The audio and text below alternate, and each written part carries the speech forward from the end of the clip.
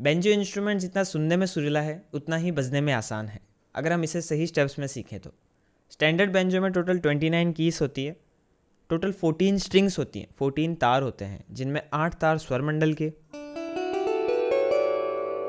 4 तार झाला के, अपने तरफ के जो 4 तार हैं वो झाला कॉर्ड, और बीच में जो 2 स्ट्रिंग है उसे हम मेन स्ट्रिंग कहते हैं, जिसमें एक तो मेन स्ट्रिंग और एक बेस स्ट्रिंग जिसके ऊपर सारी मेलोडीज प्ले होती हैं। बेंजो को हम दोनों हाथों से बजाते हैं, जिसमें जो आपका लेफ्ट हैंड है वो प्ले करता है 29 कीज को, और जो राइट हैंड है आपका वो स्ट्रमिंग करता है साथ साथ में। जिस तरीके से कीज बजती है उस तरीके से जो आपका राइट हैंड है वो स्ट्रमिंग करता है। और इस तरीके से पियानो और गिटार के एग्जाम्पल को लेकर हम बेंजो को समझ सकते हैं। जैसे पियानो में कीज होती है तो हम नॉर्मली पियानो में कीज प्ले करते हैं, जो अंदर कीबोर्ड का सिस्टम होता है वो साउंड जनरेट करता है, लेकिन गिटार में जब आप तार को छेड़ते हो तब वो साउंड जनरेट करता है। बेंजो में दोनों का मिक्स है, अगर आप तार को छेड़ोगे तो साउंड जनरेट होगा, लेकिन एक्चुअल नोट तभी बजेगा जब आप साथ में किसी बटन को दबाओगे। ठीक है।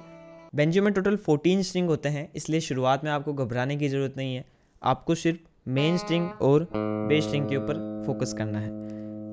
बेंजो कम्प्लीटली हाथ से बना हुआ इंस्ट्रूमेंट है, इसलिए इन हर तार को आपको मैन्युअली ट्यून करना रहता है, जिसे आप इन 14 तारों को इन 14 चाबियों के थ्रू, जिसे हम ट्यूनिंग पैक भी कहते हैं, ट्यूनिंग नॉब, इनको आप लेफ़्ट राइट करके बेंजो के सुर को ऊपर नीचे फ्लक्चुएट कर सकते हैं। कोई भी ट्यूनिंग एप्लीकेशन के ऊपर आप जो बिना बटन दबाए बेंजो के ओपन तार को आप किसी भी एक नोट के ऊपर, सुर के ऊपर ट्यून कर सकते हैं। एग्जाम्पल, मैं मेन स्ट्रिंग को ट्यून करता हूँ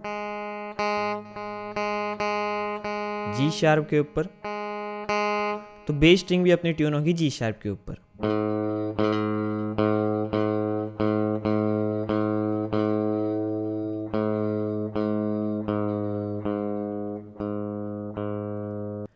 अब एक बार मेन स्ट्रिंग और बेस स्ट्रिंग को हमने ट्यून कर लिया, तो अब झाला और स्वर मंडल को किस तरीके से ट्यून करना है उसकी बात हम किसी और डिटेल वीडियो में करेंगे, लेकिन ये हमारा पहला लेसन है, इसलिए हम शुरुआती कुछ जो स्टेप्स हैं उनको जानते हैं। आपकी अगर बेसिक ट्यूनिंग हो जाए तो राइट हैंड से देख लीजिए आपको जो पिक है बेंजो की उसको किस तरीके से पकड़ना है। जिस तरीके से आप गिटार की पिक पकड़ते हैं उसी तरीके से सिंपल आपको बेंजो की पिक पकड़ना है। यहाँ पे हैंड स्टैंड है जहाँ पे आप अपनी जो हथेली है उसको यहाँ पे रख सकते हैं, और फिर आपकी जो हथेली का सपोर्ट आते ही आप जो पिक है उसको अपनी तरफ आपको स्ट्रम करना है पिक को, जिससे आप हर एक नोट को एक एक बार बजाइए और ऑब्जर्व करिए।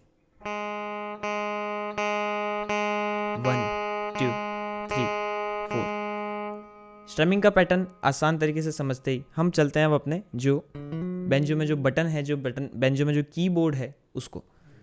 टोटल जैसे मैंने कहा 29 बटन है, 29 बटन को आपको लेफ्ट हैंड से बजाना रहता है। इसमें शुरुआत में मुश्किलात यही आती है क्योंकि इसमें कीबोर्ड की तरह सभी एग्जैक्टली गैप पर बटन नहीं है। जिस तरीके से सुर आगे की तरफ जाते हैं उस तरीके से जो बटन का गैप है वो और कम होता जाता है, और जिस तरीके से हम लोअर साइड जाते हैं तो बटन का गैप और ज़्यादा होता जाता है। शुरुआत में हैंड प्रैक्टिस की बेंजो में काफ़ी अच्छी तरीके से ज़रूरत रहती है, लेकिन अगर आप रेगुलर प्रैक्टिस करें तो कोई चीज़ मुश्किल नहीं है। जी शार्प के ऊपर आपने बेंजो को ओपन ट्यून कर लिया है, अपने मेन तार और बेस तार को। ये एक बेसिक ट्यूनिंग प्रोसेस है जो कि आप बखूबी आसानी से अपने बेंजो को ट्यून कर सकते हो ट्यूनिंग पैक के थ्रू। अब थोड़ी सी एक बारीकी समझिएगा, बेंजो में जो 29 कीज हैं वो अभी यहाँ पे सफ़ेद बटन है, सारे के सारे सफ़ेद बटन है, इसलिए आपको कन्फ्यूजन हो सकती है शुरुआत में, लेकिन अगर आप चाहें तो और आसान भी इसको हम तरीके से देख सकते हैं।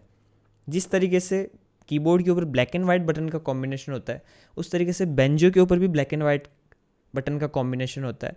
बेंजो के की का स्ट्रक्चर सेम पियानो या हारमोनियम की तरफ होता है, बस हमें थोड़ी सी समझने की ज़रूरत है। जैसे आप इस बेंजो में देख सकते हो, इसमें कॉम्बिनेशन है वो ब्लैक एंड वाइट का है, जो कि संकेत देता है सेम पियानो और हारमोनियम के कीज़ की तरह। लेकिन यहाँ पे जो भी मेरे सामने बेंजो है उसमें सभी के सभी सफ़ेद बटन है।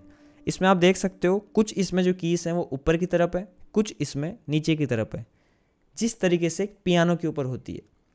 जो ऊपर की कीज़ है उन्हें आप ब्लैक नोट समझ सकते हैं, और जो नीचे की कीज़ है उन्हें आप वाइट नोट समझ सकते हैं। शुरुआत में ओपन जी शार्प पहला नोट हो गया आपका ए शार्प, बी, सी शार्प, और फिर डी आपका जो मेरा छठा नोट है वो है डी नोट।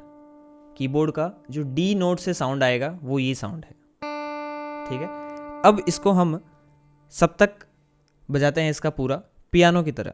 जिस तरह पियानो के ऊपर पहले 1 2 3 4 5 6 7 8 7 6 5 4 3 2 1, इस तरीके से आप जो छठे नोट से शुरुआत कर सकते हो। और मैं उसी प्रकार की शुरुआत बता रहा हूँ जो कि एक्चुअल में मैंने की।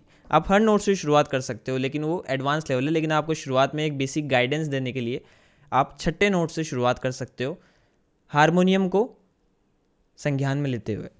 अब आपका जो छठा नोट है वो आपके लिए हो गया सा, ठीक है। तो सा रे ग म प ध नि सा नी ध प म ग रे सा। अभी मैं एक्चुअली गा नहीं रहा हूँ, बस आपको एग्जाम्पल के लिए बता रहा था यहाँ पे। तो इस तरीके से जो बेंजो के मध्य में आप अपने लेफ्ट हैंड को प्रयोग में ला सकते हो। लेफ्ट हैंड आपकी एक बार शुरुआत में फिसलेंगी क्योंकि आप इसके लिए यूज टू नहीं हो। गैप काउंट करने में आपको मुश्किलात होगी क्योंकि गैप इसमें हर बटन के बीच में डिफरेंट है सुर के हिसाब से। तो इस लेसन से आप अगर एक प्रैक्टिस लेके जाएं तो हम एक सिंपल प्रैक्टिस ले सकते हैं। आप सबसे पहले 4 बार मेन स्ट्रिंग को बजाएं, 4 बार बेस स्ट्रिंग को बजाएं।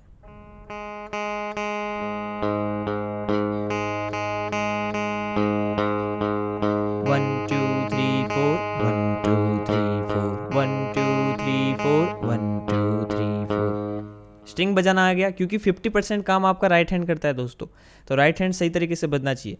एक बार मैंने बीच में कहा था, फिर से याद दिलाता हूँ, आपको प्लेक्ट्रम को जो स्ट्राइक करना है वो अपनी तरफ करना है, ठीक है। 1 2 3 उस तरफ मत करना, नहीं तो थोड़ा उल्टा होगा, स्पीड नहीं आएगी फ्यूचर में। 1 2 3 4, ठीक है। बेस स्ट्रिंग बजते ही, मेन स्ट्रिंग बजते ही अब चलते हैं लेफ्ट हैंड की तरफ। अब एक बार बिना स्ट्रमिंग किए लेफ्ट हैंड के ऊपर अपना जो सारे गामा पधा निसा है उसको बजाएं।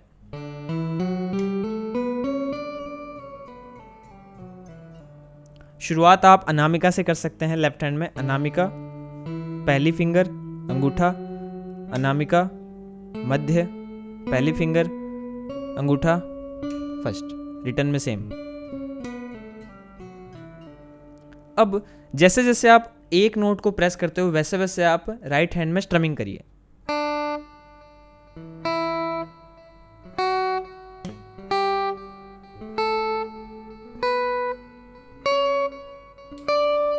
रिटर्न आते समय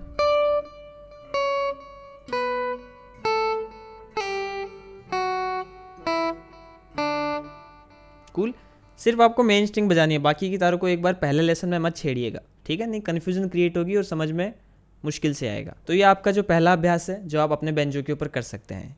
ये इलेक्ट्रिक बेंजो है, इसलिए इसके लिए आपको एक एम्पलीफायर या स्पीकर की जरूरत होगी जिससे आप इसको कनेक्ट कर सकें और इसका जो ओरिजिनल साउंड है वो आप ला सकें। बेंजो के साउंड में थोड़ा एको, डिले, रिवर्ब ऐड हो जाने से जो इसकी साउंड की खूबसूरती है वो और भी निखर के आ जाए। इस तरीके से जो यहाँ पे हमारा पहला लेसन है वो समाप्त होता है। अगले लेसन्स में हम सीखेंगे बेंजो को सभी स्ट्रिंग को ट्यून कैसे करना है, आपका जो मेलोडी है वो कैसे क्रिएट करनी है, और ऐसी कुछ और छोटी छोटी टिप्स जो आपको हेल्प करेंगी बेंजो को बेहतर तरीके से सीखने में स्टेप बाय स्टेप। इस लेसन में इतना ही, प्रैक्टिस करने लग जाइए। मिलता हूँ मैं आपसे अगले लेसन में, तब तक के लिए धन्यवाद।